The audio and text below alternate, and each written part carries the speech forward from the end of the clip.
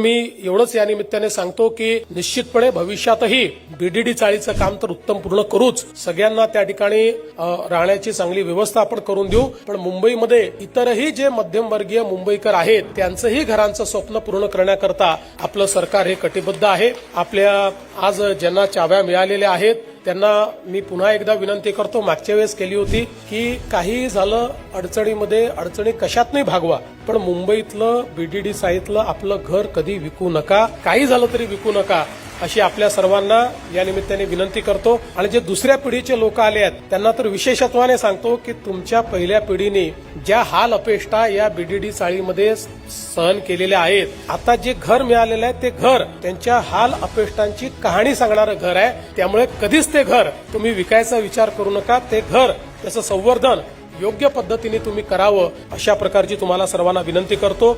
आपल्या सर्वांना अतिशय मनापासून नवीन घराच्या शुभेच्छा देतो।